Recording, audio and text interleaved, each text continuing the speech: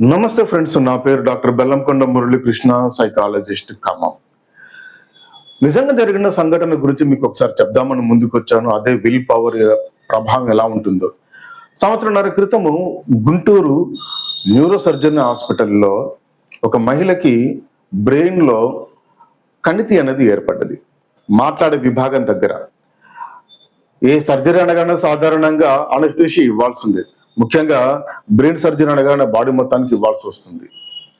అయితే అక్కడ surgery anaesthesia ఇస్తే అక్కడ మాట్లాడే విభాగం దగ్గర ప్రాబ్లం ఏర్పడడానికి అవకాశం ఉంది కాబట్టి పూర్తి కాన్షియస్లో ఉంటేనే సర్జరీ చేయడానికి అవకాశం ఉంది అనుకొని డాక్టర్ నిర్ణయానికి వచ్చేసి అమ్మాయి సహకారం కోరితే ఓకే సార్ కానిద్దామని చెప్పేసి అన్నది.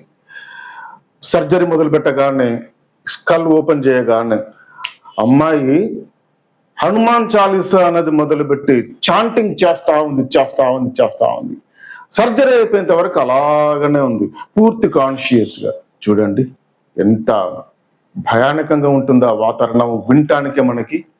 అలాంటిది పూర్తి స్థాయిగా సహకరించి డాక్టర్స్ సర్జరీ పూర్తి చేసిన తర్వాత నిజంగా ఇక్కడ డాక్టర్లకి హ్యాట్స్ ఆఫ్. అమ్మాయి విల్ పవర్ చూడండి, బ్రతకాలి అన్న ఉద్దేశంతో ఏ విధంగా పోరాటం చేసిందో. చాలీసా చదువుతా ఉంది, బతికింది, బట్టగట్టింది, ఇప్పుడు ప్రశాంతంగా ఉంది. నిజంగా మాలాంటి సైకాలజిస్టులకి ఇది ఒక మంచి ఇన్స్పిరేషన్ లెసన్.